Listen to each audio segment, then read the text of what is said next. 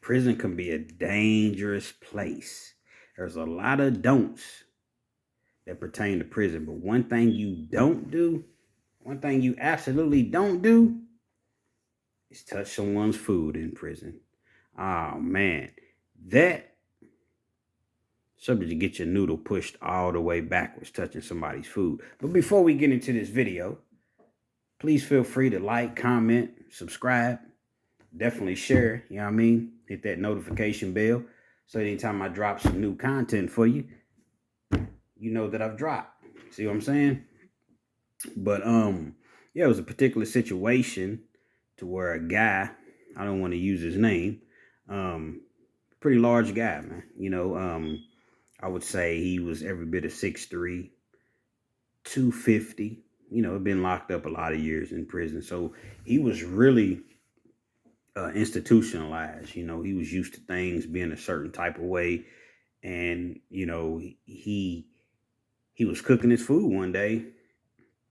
And, he had his food in the microwave because in prison, oftentimes, you primarily cook everything through the microwave. Now, in certain prisons, you have a hot pot. Hot pot is just basically it's just a pot and you fill it up with water. So you can cook in the hot pot. Um, some prisons you might have like a George Foreman grill. Just depends on where you at. But oftentimes the microwave is where you do your main cooking at. So the guy he was tending to some other business. I think he had like been playing poker or something like that. So he had a discrepancy going on over here about the poker game. So I guess in the meanwhile, he lost track or forgot that his food was in the microwave. I don't know if he forgot or he just felt like, well, ain't nobody gonna mess with my food. So one of my partners, he came to the microwave and he was like, whose food's in the microwave? Because when you go to the microwave, oftentimes you'll say microwave, microwave. It lets, the person know that their food's ready. Well, he said it several times. No one said anything. So he didn't even take the food out. He waited. He went back, started doing something else. He came back maybe 5 minutes later. The food was still in there. He still left it in there. So maybe after about 10 minutes or so, my partner, he goes in, and he's a nice sized fella himself. He's not exactly a little dude. So he goes into the microwave, just grabs the bowl, places it on top of the microwave. Now the bowl had a lid on it, so it's not like he actually touched his food or went inside his bowl or anything like that. So he puts his food in there and he goes back, to his rack. His rack is his bed. You know what I'm saying? So he goes back to his rack or whatever. I guess he's prepping, the whatever else that he's cooking for his meal, he's getting everything together. So in the meanwhile, big dude comes back into the dorm. Now, when I say a dorm, it's like an army barracks. We weren't in cells. It's like an army barracks. So I think it's 50 people to a dorm. You see what I'm saying? So he comes back inside the dorm. And as soon as he sees that his food's been taken out of the microwave, he's like, oh, hell no. Who touched my food? So my dude, he was like, yeah, I didn't know whose food it was, man. I took it out of the microwave, but I set it on top, made sure, everything was cool. Ain't nobody touched it. So big dude, he's like, what you mean you put my food on top the microwave? You don't touch another man's food? So my dude was like, man, I apologize. He was a real humble dude. I apologize, man.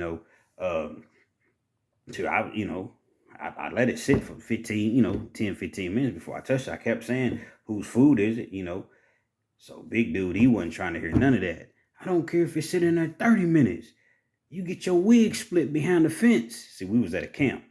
You know what I'm saying? So behind the fence is it's behind the walls. So it's a higher level security prison where you might have guys in there doing life sentences and just a lot of years. You know what I'm saying? So I'm at a camp, which is a minimum security.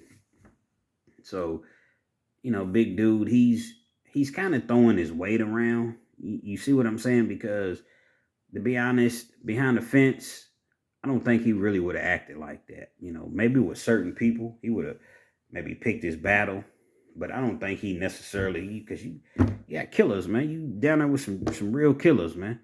So anyway, he's going on and going on. So my dude's like, listen, man, I tell you what, if you feel like I did something to your food, I'll replace your food for you. So I think it was like some corn. It was some vegetables that he had in the microwave.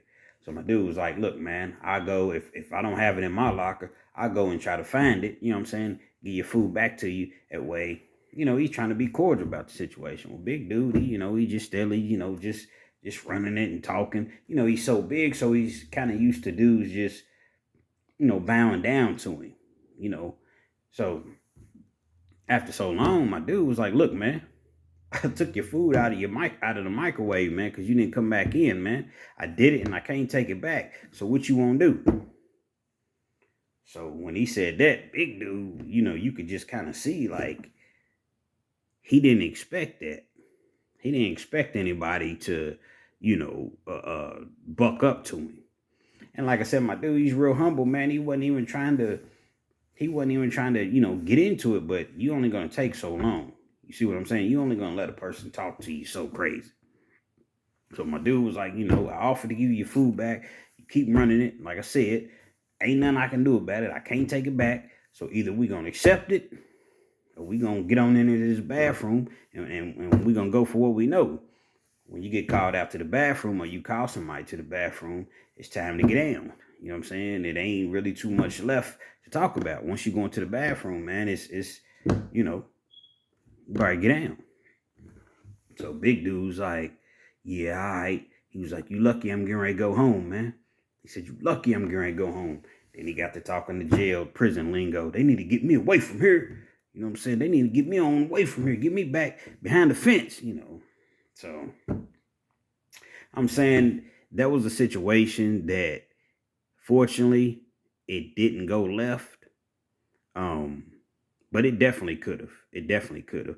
And the basis of this story is, man, when you touch somebody's food, like out here on the streets, if you did that, that would be perfectly fine.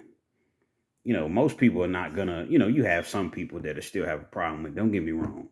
But out here on the streets, 9 times out of 10, ain't nobody asking you to go to the bathroom, you know what I'm saying? Because you grabbed their food that had a bowl on it, or they had a lid on top of the bowl, rather, and placed it on top of the microwave, especially if it's been sitting in there 10, 15 minutes. Other people want to eat, and that's what my dude told him, man. Other people want to eat too. We got one microwave. I've been waiting. I want to eat my food just as well.